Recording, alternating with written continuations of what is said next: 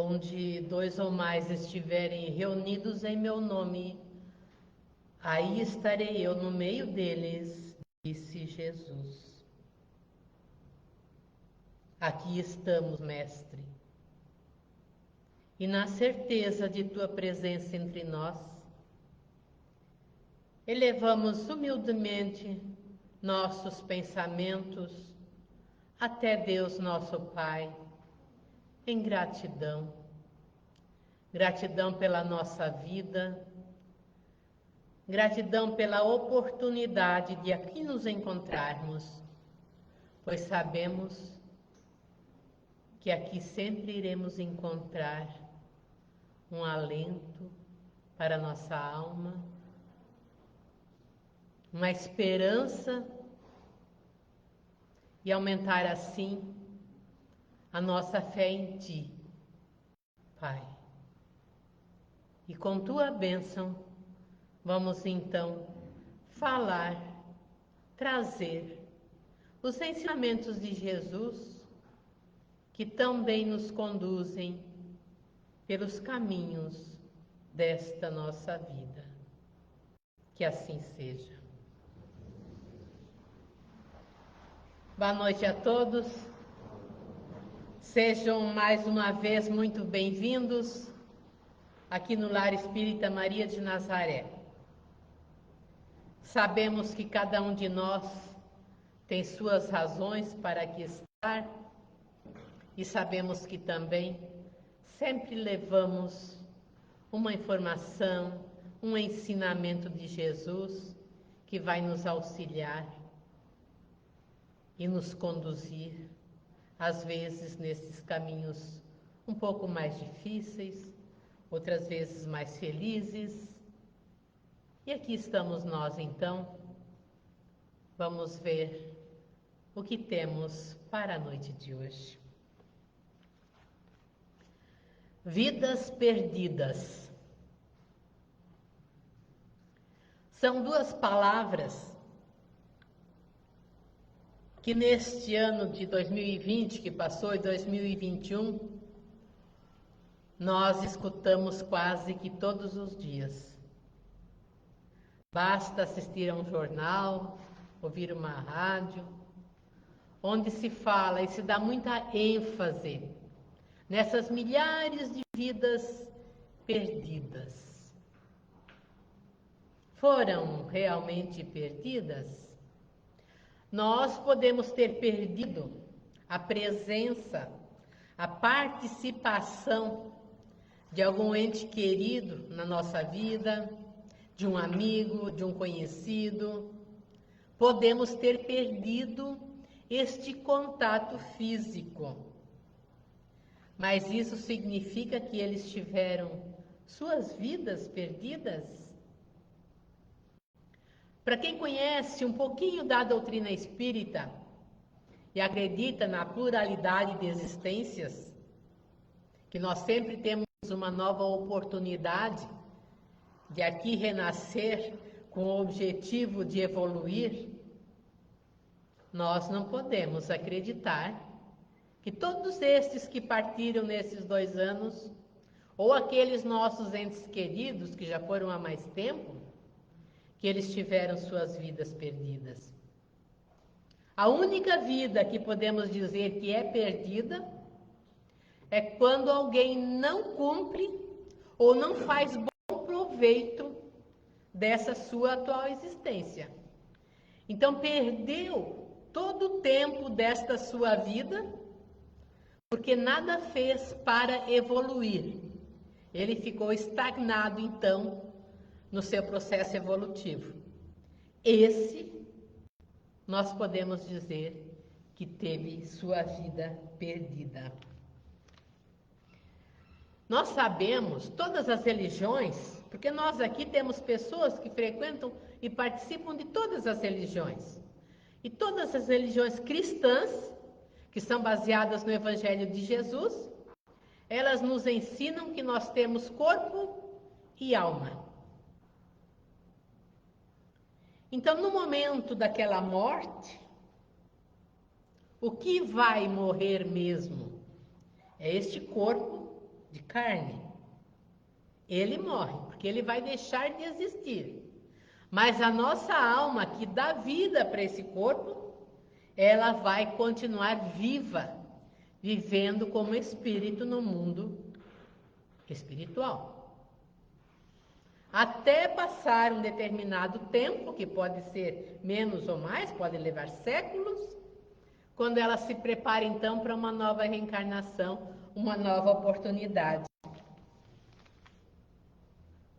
Todos nós já vimos, já conhecemos como é a transformação de uma semente, uma pequena semente, em uma árvore. Qualquer planta, qualquer semente que plantarmos, ela vai nascer.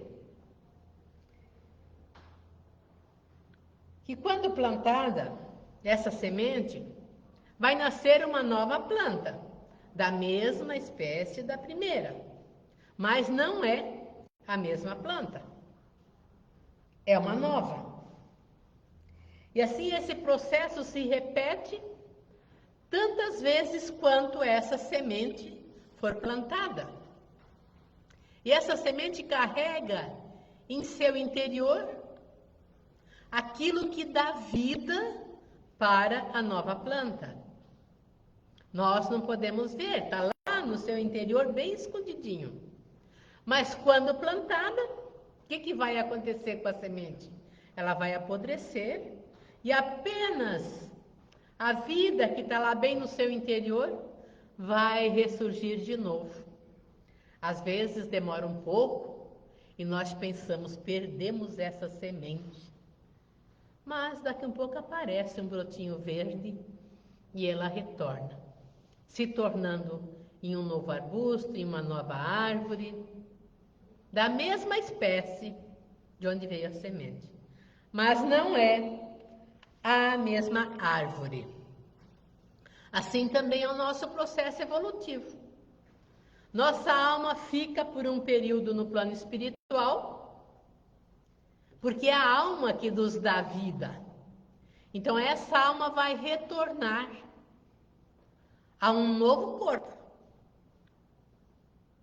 A alma, o espírito é o mesmo, mas o corpo vai ser outro. Igualzinho o que acontece com a semente da árvore. E quando chegar a hora, então nós iremos renascer, reencarnar em um novo corpo. Aí nós podemos afirmar então que a morte não existe. Ao menos não a morte como entendem aqueles que falam lá dos milhares de vidas perdidas. Ela não existe daquela forma.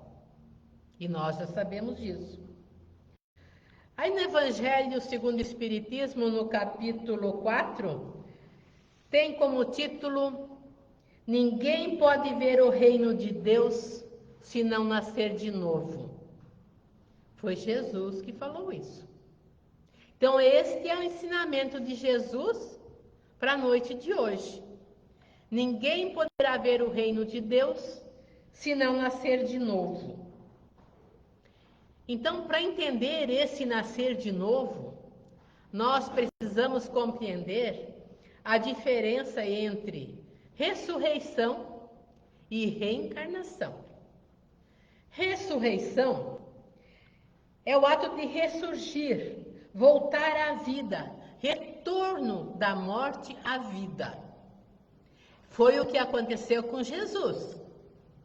Ele retornou depois de 3 dias no mesmo corpo, porque esta era a missão dele, para que ele viesse aqui completar a sua missão junto aos seus discípulos.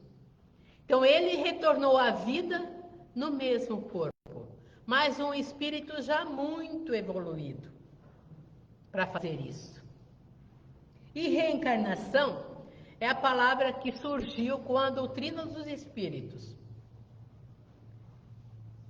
que faz parte, então, do processo evolutivo do espírito, a reencarnação.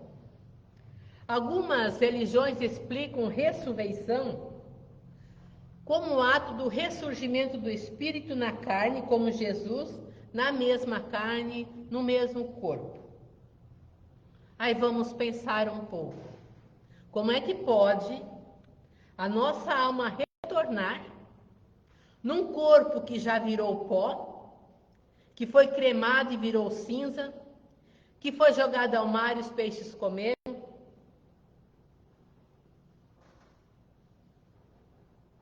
Como é que pode esse corpo voltar para a nossa alma habitar nele novamente? Impossível. Né? Impossível. Então nós que estudamos e praticamos a doutrina espírita, falamos sempre e seguimos e temos a certeza do nosso processo reencarnatório. É a doutrina que nós estamos estudando, que nós aceitamos como verdadeira. E quando nós acreditamos nesse processo de reencarnação, nós podemos nos sentir um pouquinho mais felizes, porque nós sabemos que a cada vez que nós renascemos, é uma nova oportunidade que o Pai nos dá. Quando nós não aproveitarmos bem o tempo que aqui tivemos, nesta encarnação, nós vamos sofrer mais, vai demorar mais o nosso processo e assim por diante. Então este corpo aqui precisa morrer.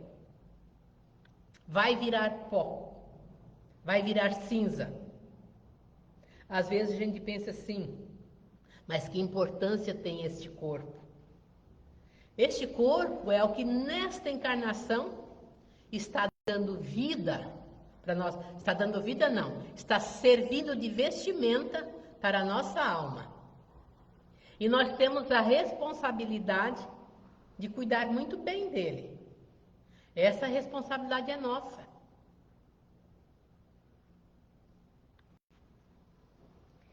Então, como a pequenina semente carrega dentro dela o que dá vida à árvore, nosso corpo carrega o que nos dá vida, é a nossa alma. E nós sempre um novo corpo, o mesmo espírito num novo corpo. E a doutrina espírita traz assim uma lógica tão clara, tão fácil de ser compreendida, que não nos dá condições de duvidar deste nosso processo. É o processo da reencarnação. Este processo de reencarnação, qual é a importância que tem para o nosso espírito? Por que nós temos que renascer tantas vezes? Seria uma espécie de castigo que Deus nos dá? Muito pelo contrário. Aí nesse mesmo capítulo do Evangelho, que estamos estudando, capítulo 4, o item 25 explica sobre a necessidade da reencarnação. Esse texto foi escrito por São Luís em 1859. Então, assim, nós temos os ensinamentos de Jesus, há mais de 2000 anos, nos trouxe tudo o que nós devemos fazer, como nós devemos viver para evoluir. Ele nos trouxe a lei do amor, ele veio com seu exemplo mostrar para nós, ele não precisava nem dizer nada, porque tudo que está escrito a respeito dos ensinamentos de Jesus, seus apóstolos escreveram depois que ele partiu.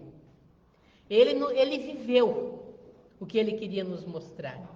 Então ele deu o exemplo vivo de como nós devemos nos conduzir. Viver segundo a lei do amor ensinado por Jesus.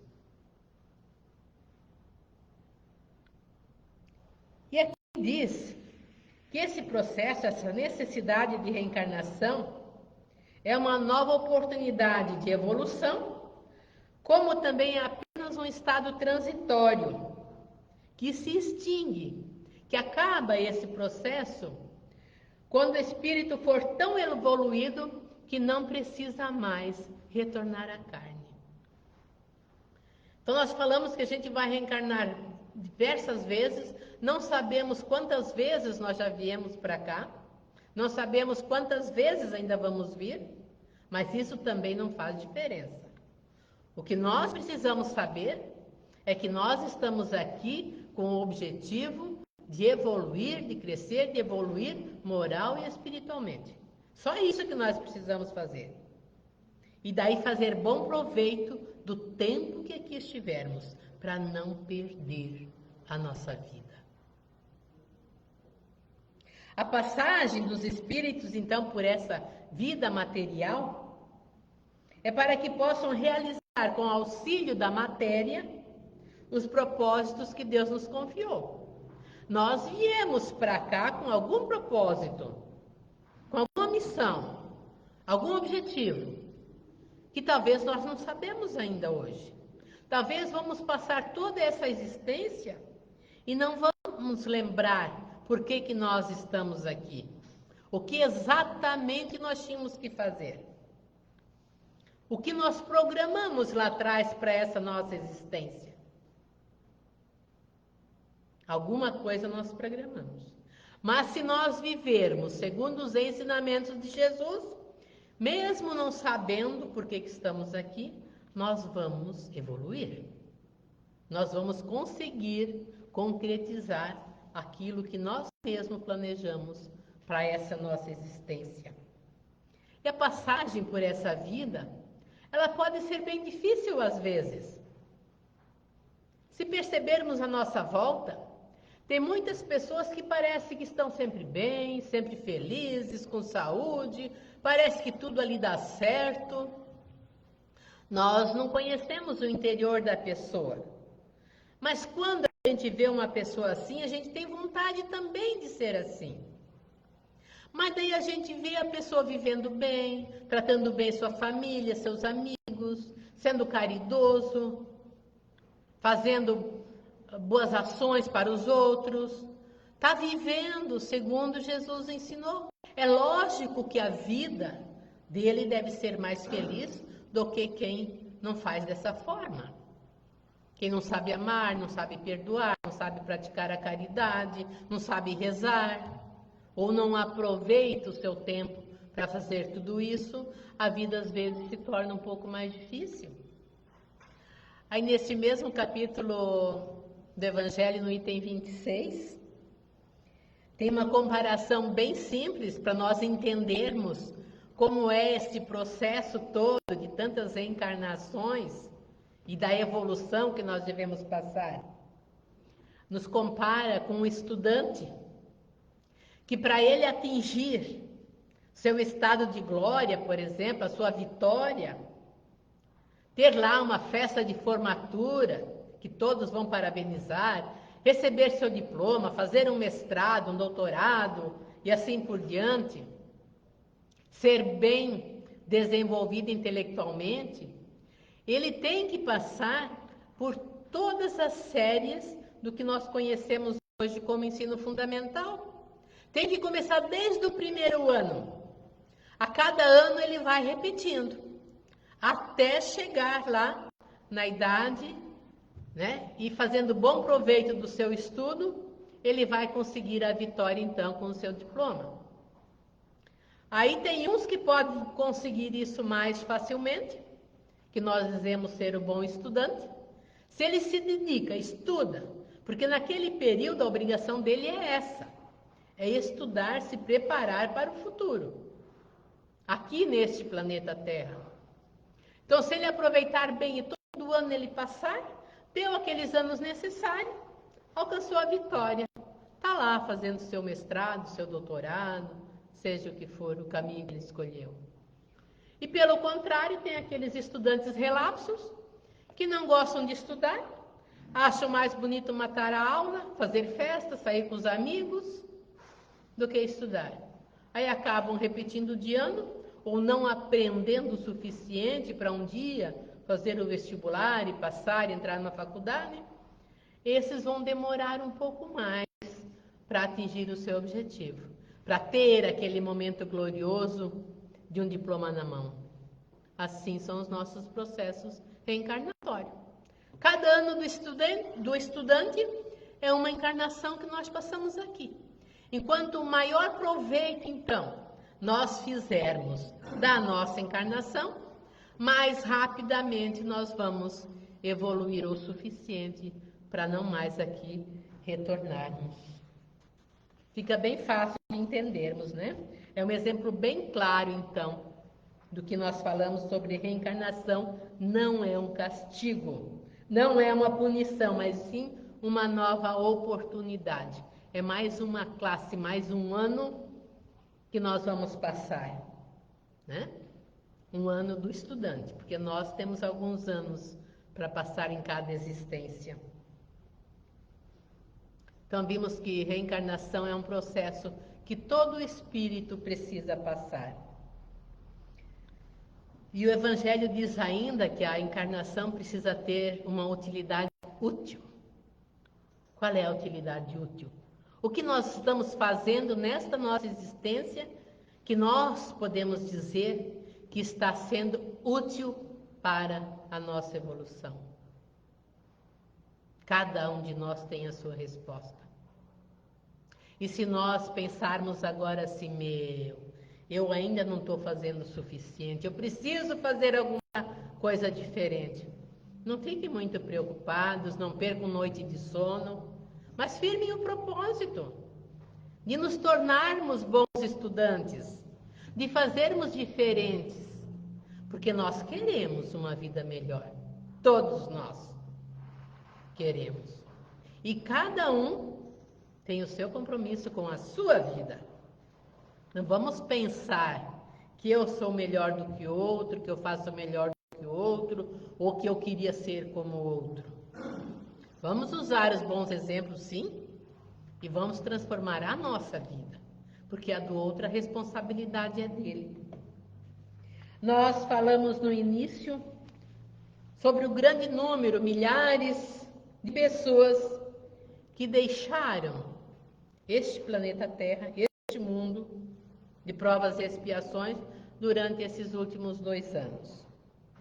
Nós acabamos de passar pelo dia 2 de novembro, dia de finados, feriado nacional, que é o dia dedicado a homenagear as pessoas queridas que partiram antes de nós. Aí muitos têm o hábito de ir no cemitério, limpam naquela semana, limpam o cemitério que ficou o ano todo lá, que ninguém visitou. Tem outros que vão toda semana, tem outros que vão todo mês.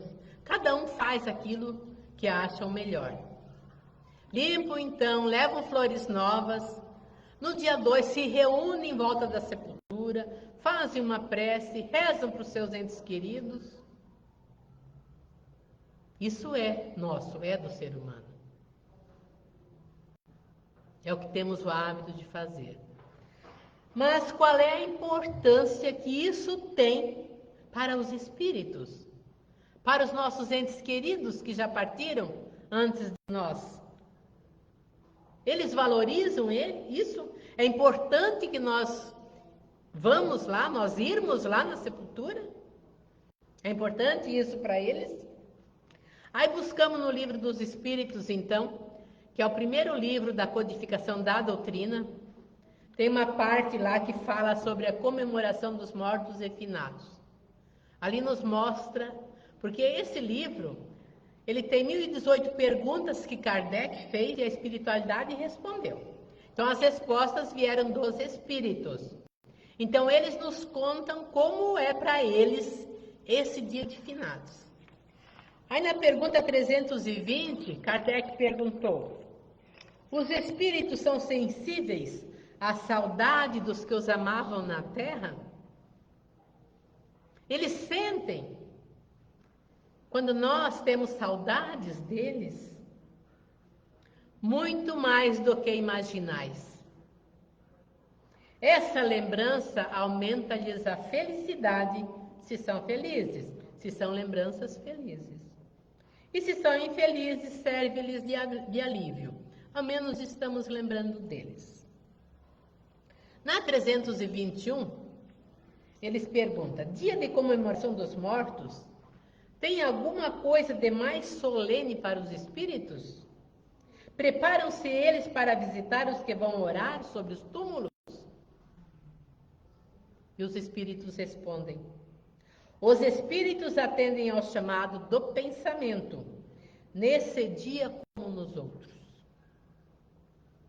Então, a cada pensamento que nós tivermos em relação a eles, eles atendem ao nosso chamado, eles ouvem o nosso chamado.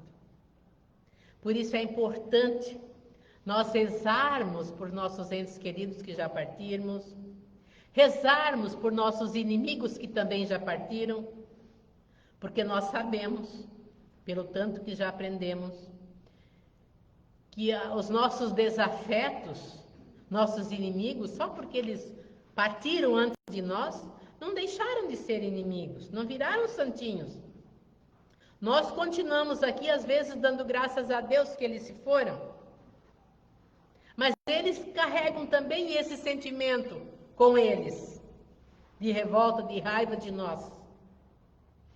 E como nós sabemos que nós atraímos os espíritos pelo nosso pensamento, então, se o nosso pensamento for bom, nós vamos atrair os bons espíritos, nossos amigos, nossos entes queridos, aqueles que nós gostávamos.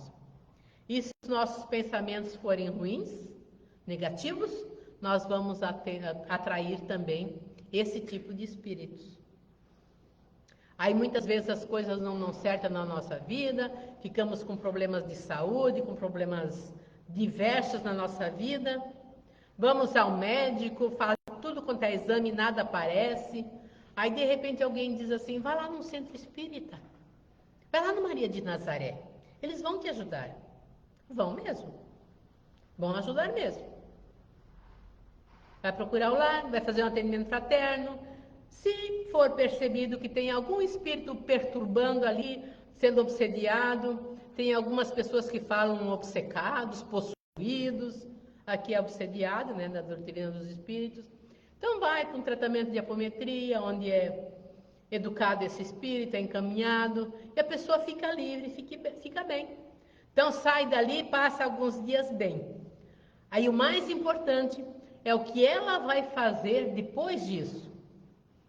Ela vai continuar atraindo os espíritos inimigos dela, ou ela vai aprender a perdoar os seus desafetos, a pedir perdão para os seus inimigos que partiram, para viver melhor.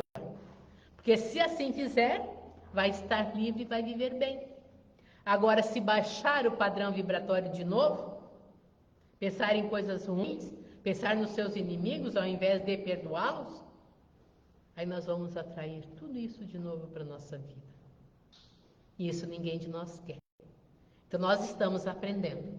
A responsabilidade da mudança é nossa. Em qualquer centro espírita, aqui no lar, por exemplo, se mostra o caminho. Agora a pessoa escolhe o que vai fazer com aquilo que aprendeu.